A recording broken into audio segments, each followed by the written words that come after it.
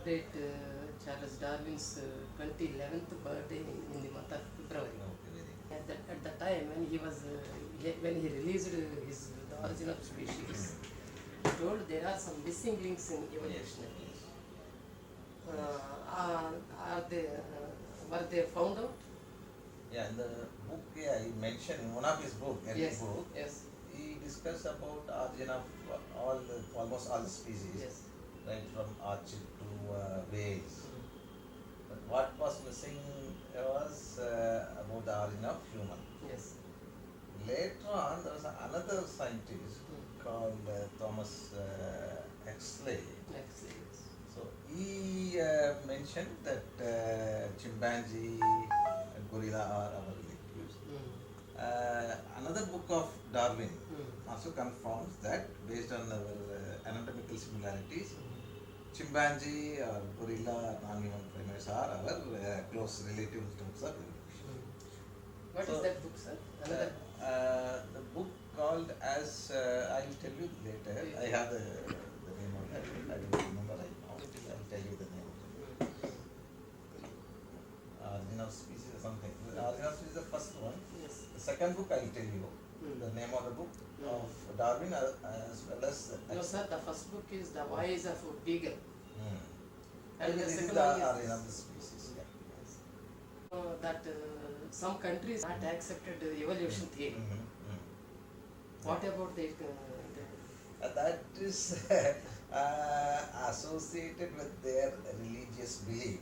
yes. So we don't have to really bother about it. Even India, the minister says that we have not come from Yes.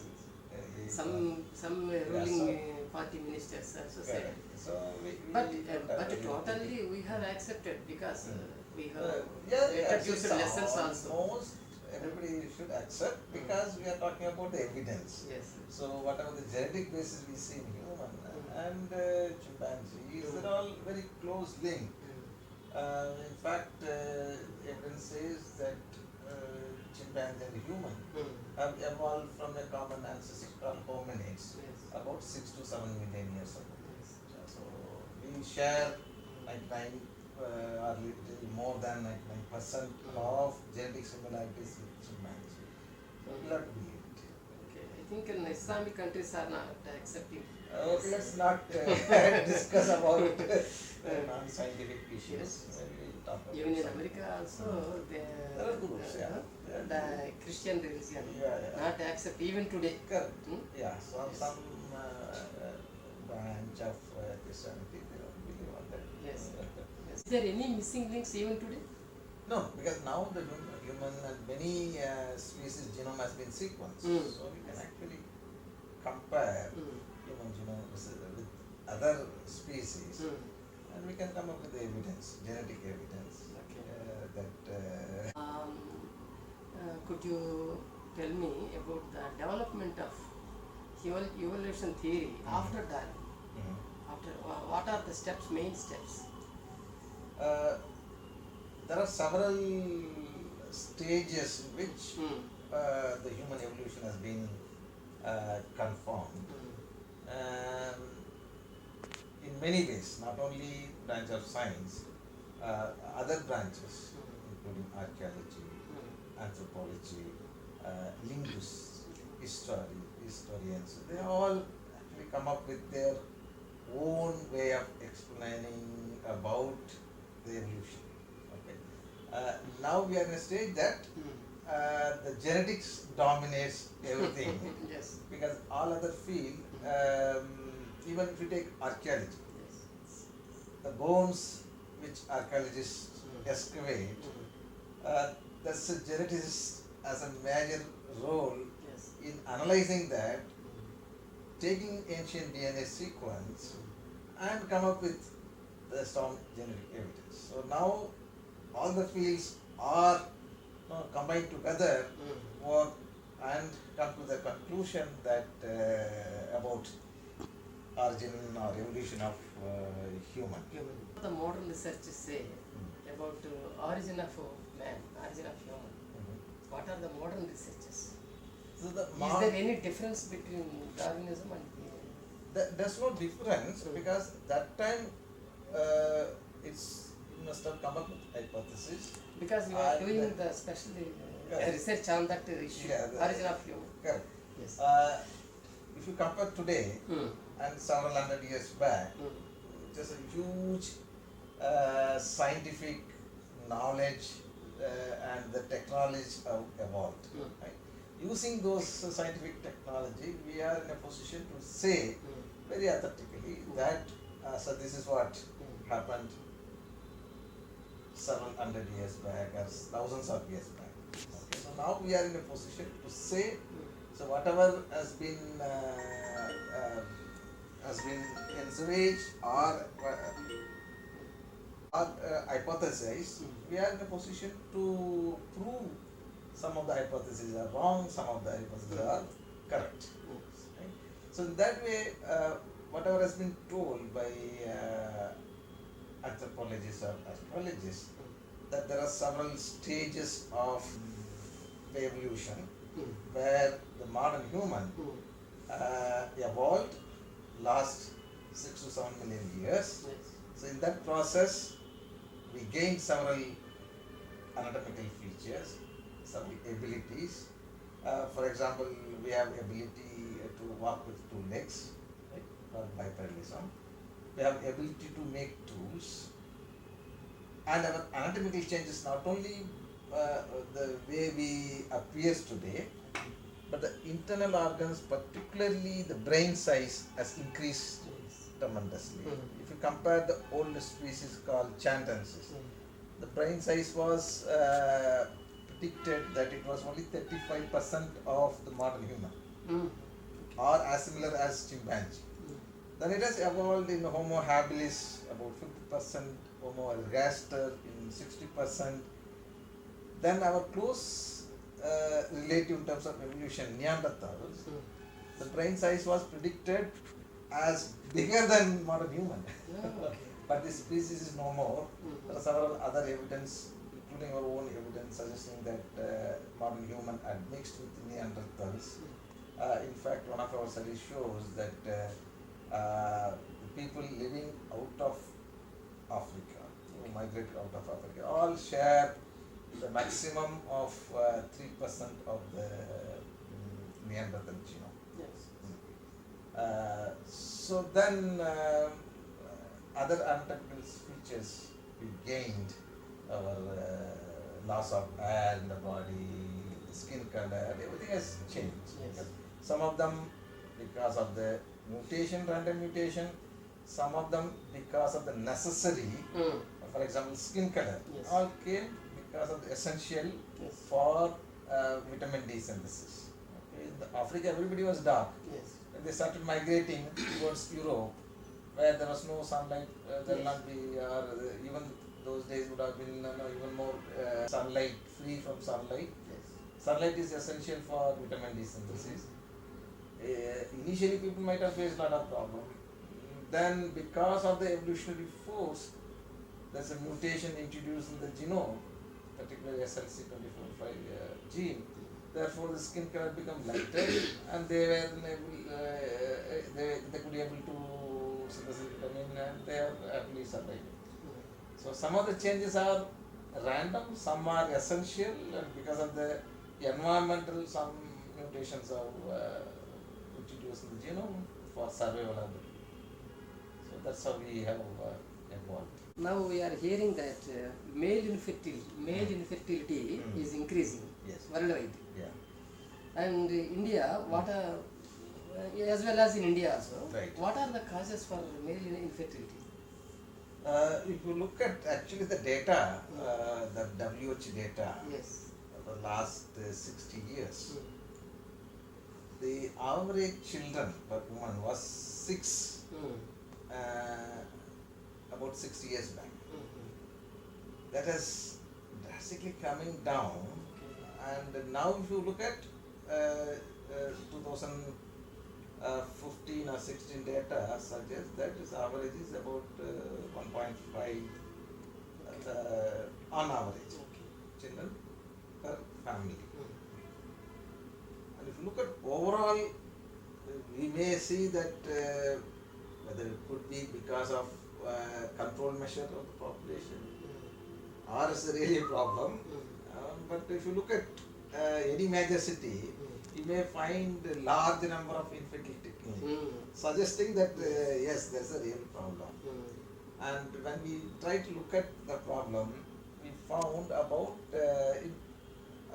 not only in India, anywhere in the world, about 52% of the couples are infertile. Okay. 15%. Then we try to understand what is the cause for male infertility. We found about 8.5% of the infertile males have Y chromosome microdeletion. So Y chromosome is the one Yes. which is essential to make the individual as male. Yes. Because there's a gene called SRY. Yes. Then there are large number of genes which are essential for spermatogenesis. Yes. If that gene which is responsible for making sperm is deleted, obviously that individual cannot produce a sperm, Yes. hence it leads to infertility. Okay. Okay, so that's one of the cause we found. Then we try to find out other reason for the causes, whether any other genes in the autosomes or in autosomes means Y chromosome we inherit only from the father. Yes. Goes from father to son, son to grandson, only mainly. Whereas the autosomes, because we have 46 chromosomes, Yes. 23 we inherit from the father, 23 from the mother. Yes. If the autosome also has a gene which might cause infertility to male. Yes. Then we try to understand that, we found there are large number of autosomal genes. Okay. Some genes coming, some of them, at least 50% of them comes from the mother, could be a cause for infertility. So in a country like India, where the society, blame always the daughter-in-law. Yes, yes, daughter-in-law. In fact, for some cases, mother passes the gene to son, the abnormal gene, which may leads to infertility in the son. Actually, mother is the real cause. Yeah, okay. Right? Okay. In many cases, particularly the mitochondrial genes. So mitochondria we all inherit only from the mother. Yes. Mitochondria is considered as a powerhouse of the cell. Okay. Okay. Mitochondria has its own gene, own DNA and gene. Mitochondria, since it's a powerhouse, if there is a mutation in the mitochondrial DNA, the ATP synthesis will be reduced. And for sperm mobility, mitochondria is very essential.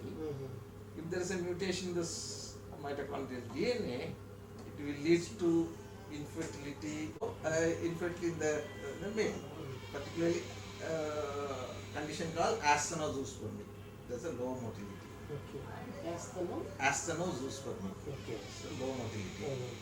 So in that case also, the mitochondria comes from the mother to son. Okay. Son is infertile because of the gene which comes from the mother. Yes. So one has to make this information known to the community so that there are not much problem in the family.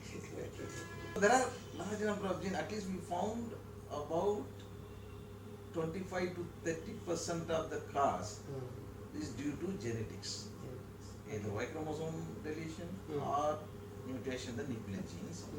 There are several other causes. Causes could be several fold. There's an infection. Even some of the drugs which we take to cure the disease also might cause the infertility. Okay. What are the drugs? I don't want to actually come into that.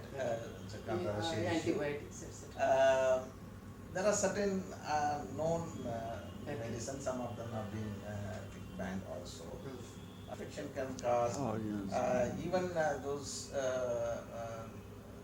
work in the different kind of environment can lead. There are several causes, but the genetic causes is at least 1/3 or 1/4 of the infertility is due to genetic causes. If it increases, what will be happening in our India?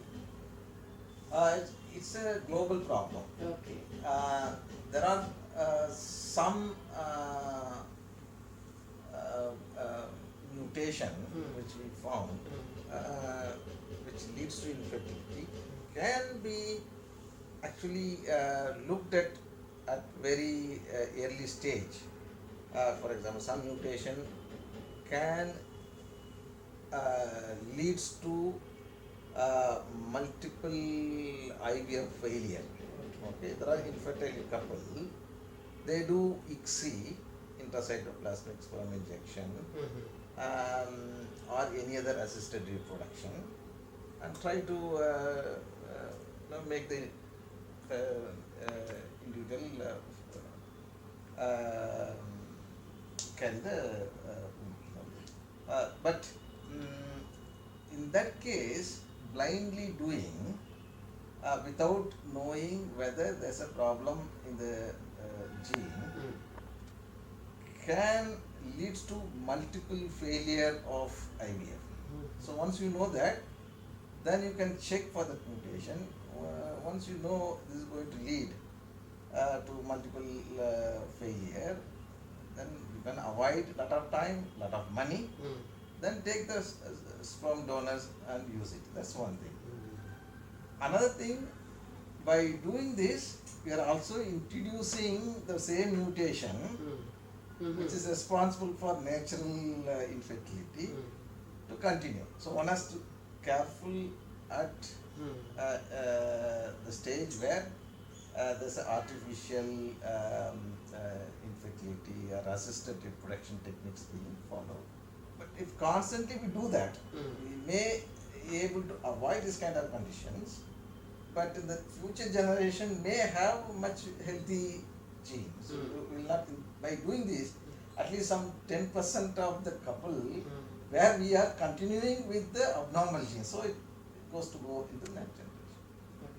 Sir, what are Ayurgenics? Okay.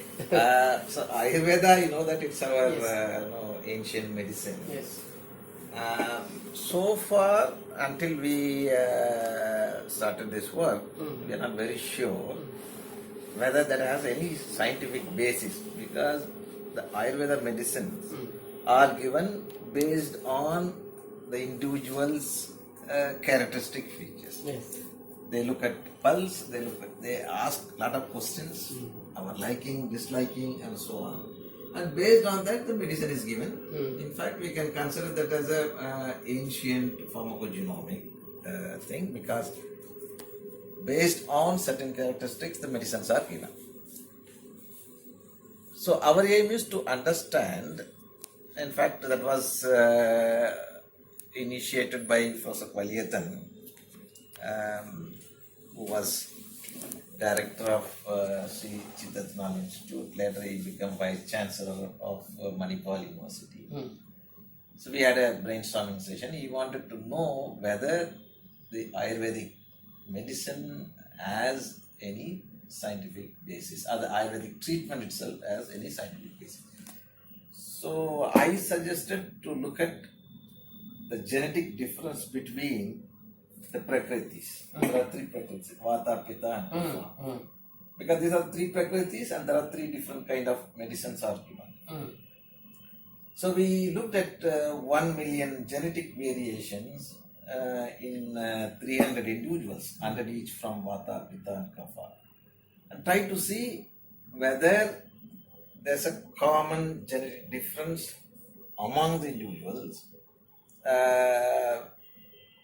in each of these three prakritis.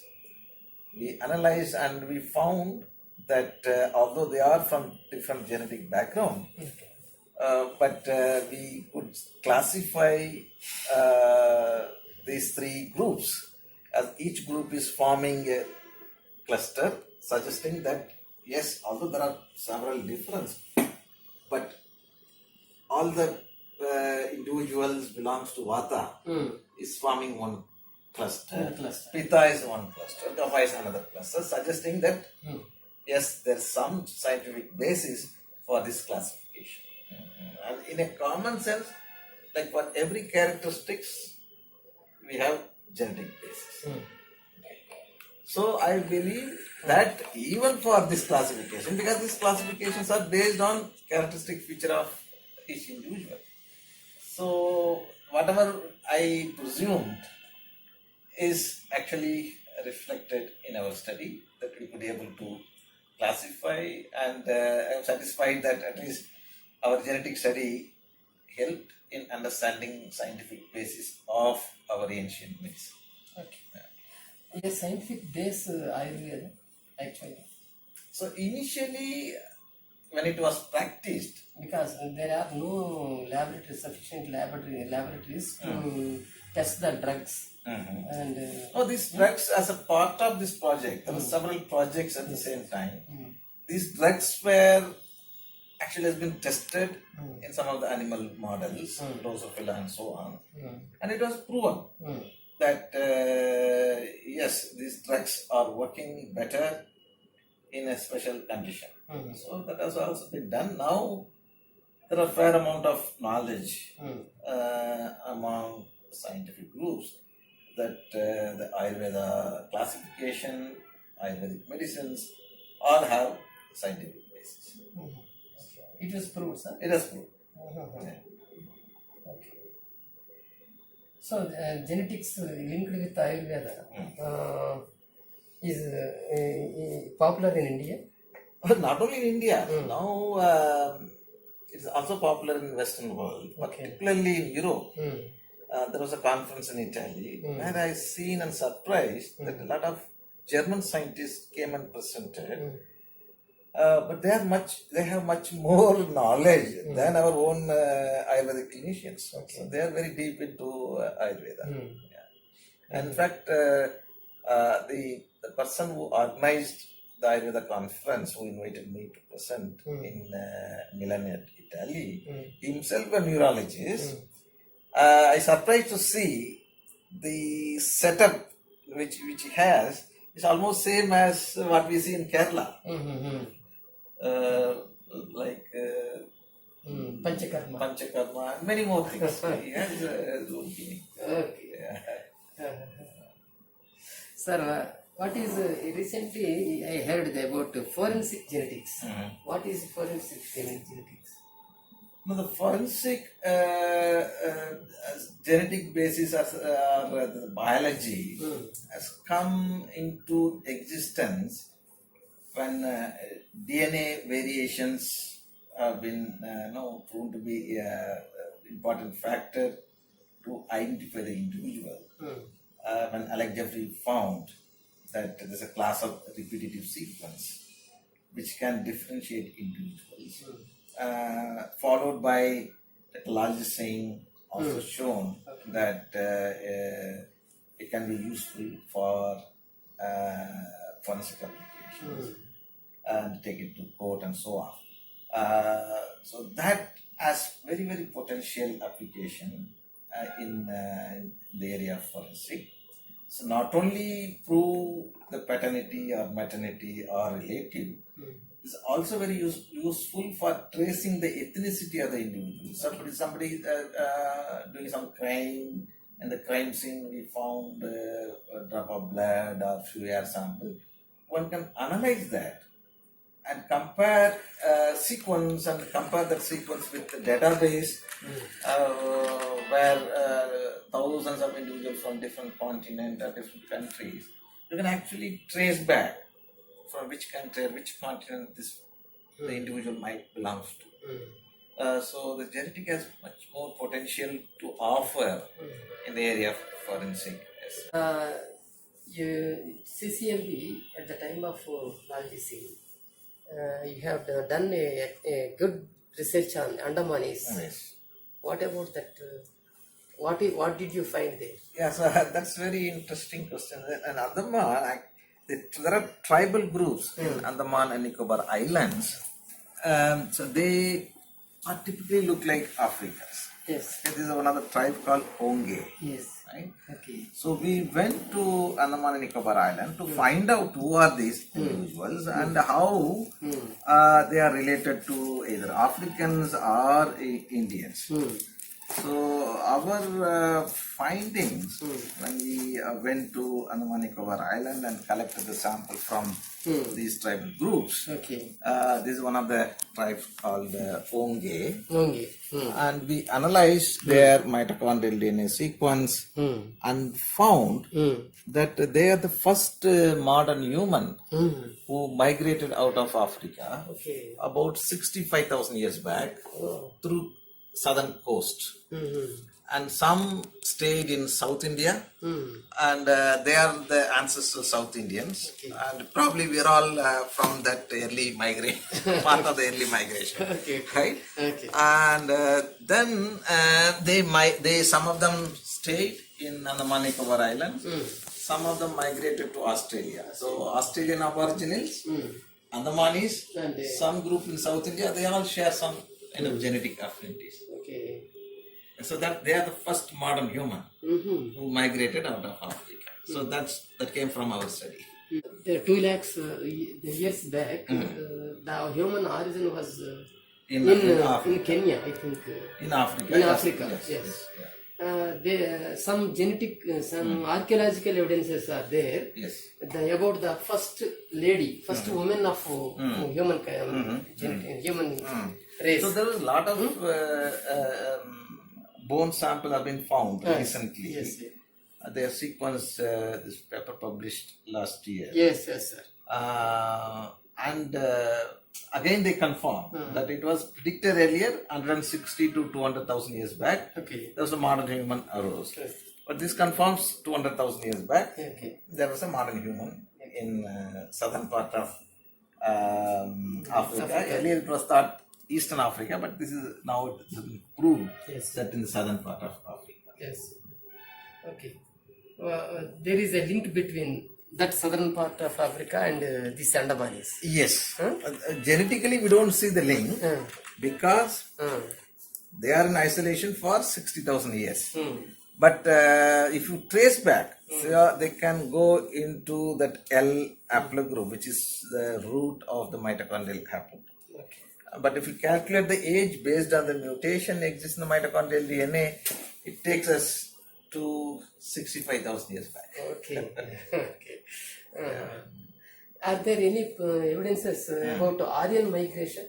Genetic proof evidences? Genetically, this question comes now and then, and there are some studies shows that some of the Indian groups share the Y chromosome haplogroup with Middle East and European. But this Y chromosome is very distinct compared to the Europeans because of the, again, isolation for long period. The recent study where we are also involved in the study, there was a lot of skeleton was found in Iran, which are of several thousand-year old. And also we could isolate DNA from the Harappan civilization. That's one sample. So based on that, what we concluded in the Harappan civilization, the bone sample which was found has the Andamanis component, because the Andamanis are the very first modern human migrated, and Iran hunter-gatherers, who migrated much before the agriculture come into existence there. It addressed two issues. One is the bone which we analyzed are of 3000 to 4000 BCE. Right? And the individual who migrated are the hunter-gatherers. They don't know about the agriculture. So other interesting thing is the agriculture probably must have independently arose in Indian subcontinent. And it might have come later from Iran. That's where there's a place called Fertile Crescent. That's where the agriculture started. But we believe that since the Iranians who came 3000 to 4000 BCE have not brought the agriculture with them. The agriculture was much later. So these are the two interesting findings in this. coming to Aryan theory, we don't have very strong evidence, although the people who migrated from Central Asia about 1000 to 2000 BCE, but that contribution is very, very minor into Indian population structure. So we cannot really say that large number of Aryan came and they pushed Dravidian towards south. So we don't believe on that. There was a migration who brought probably Indo-European language, but it's very, very minimal and doesn't have much significant contribution to Indian population structure. Recently, Mr. Tony Joseph, an archaeologist, I think, he wrote a book about this. Yeah, in fact, I reviewed the book. I wrote a review on that book also. Okay. Yeah. He said that in his book that 62 skeletons were found in Europe. There is a link between that skeletons and Aryan skeletons in Harappa culture. Because this was the book was written before the DNA evidence. The DNA evidence came now only. Yes, okay. He proposed there are several ways of migration. We also believed on that. Yes. And in fact, he also quoted some of our papers, including the Hanuman paper. Yes. In his book. Yes. He said that there is there is evidence, clear-cut evidence is there. But there was migration, but as I said, doesn't have. And linguistically also, Iran and Aryan, these two words are same root word. Same root word. Okay. Genetically also, we have the mutation, some of the mutations. One is the mutation responsible for skin color, become white. That is common in North India, Middle East, and the Europe. Okay, so that shows that there's some migration, but the overall influence of that is very minimal. Genetically also, we have the mutation, some of the mutations. One is the mutation responsible for skin color, become white. That is common in North India, Middle East, and the Europe. Okay, so that shows that there's some migration, but the overall influence of that is very minimal. Is there any impact of religion on human intelligence? That that we cannot say, because religion one can change anytime. Yes.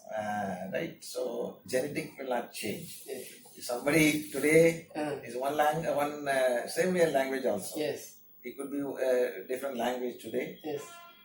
If he migrates, if he or she migrates to a new place, he or she adopts a new language. But genetics remain the same. Same way if somebody marries somebody. No genetic evidence to the human intelligence. No, there are genetic evidence, but we cannot actually link that with religion or language. Okay. No, it was not proved. Okay. No. What I am saying is, the language or religion can be changed at any time. Okay. We can also associate that with that. We can associate that with the genetic. So there could be a few genes which are responsible for many characteristics. But we cannot associate that with the religion or that with language or that with anything else which can be changed at any stage. There is an argument, sir. In whole the world, religious people are very intelligent than rationalists or atheists. There is an argument. No. I don't believe on that. Can we find any solution through genetic technology to these social problems? Social problem, I don't know what are the problem we are talking about. One of the social problem what I there is a caste system. Correct. So one of the major problem is most of them may not understand how we all have evolved, right? So if you trace back, so everybody will go and join with a single parent. Yes. So we all have come from, even in a family, the family today 4 or 5 children, somebody migrated somewhere else, after a few years or few generations, they are unrelated. Yes. Right? So that way, the entire world population are all related some way or other. Once you understand that, that we are all from a single parent. Yes. 20 or 30 years back, university professors, one of the professor, I don't mind his name, but he announced that there is a relation to Chaturvarna system and blood groups. There are 4 blood groups and there are 4 varnas in Hindu system. These are related. We cannot compare with blood group. Yes. Because blood group, any caste, any tribal group you take, you will find a lot of variation in that. See, our study clearly shows the marrying within the group is much prior to the caste system. Caste system was later added. But people earlier marrying within the group because of, if you go back 1,000 years back, for example, there's no transport. Yes. Right? And if somebody is living in one village, they probably not in a position to travel 100 kilometers away, bring somebody and marry. Yes. Right? They must have married within that area. So that would have happened last several generations. Therefore, their gene pool is more homogeneous. Yes. Right? Similarly, other places. But now people are marrying distant. Therefore, there is a slight difference between our genome.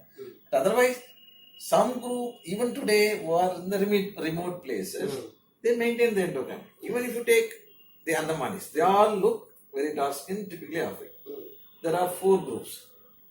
Great Andamanis, Onge, Jarvas and Sentinelese. They are in different islands. They marry within them. Okay, they don't marry between these groups. Although they are typically look like same. So there's no caste system there. We have given the name. They don't know what caste they are, but they are as a one group. Yes. Which is better in marriage functions? Exogamy or endogamy? Which is the better? The endogamy actually brought in the system where it accumulates recessive mutations. If it is a polymorphism, no problem at all. If there is a mutation which exists in a heterozygous condition, one chromosome with the mutation, one chromosome is normal, where the individual also appears normal. Okay, so that case, if he or she carry the mutation, one chromosome appears normal, marries within the group, within the community, then what happens? This is going to circulate only in that group. Yes. Because the other person is normal. The children may also have in a heterozygous condition. One chromosome is normal. But now, because it is appearing, individual appears as normal, although carrying mutation one chromosome. If that has happened, then we expect that mutation going to increase in the population, the frequency of that mutation. Then, because they are practicing endogamy, there is a chance that another person in the same community with the same condition, one chromosome is affected, one is normal, if they marry, then there is a chance that both of them are going to contribute that abnormal chromosome to the either child or their children. Hence, therefore, the child is going to carry mutation both the chromosomes, therefore there is a disease. So the endogamy actually increases the chance of getting population specific recessive disease. Yes. So it's better to have exogamy. Exogamy.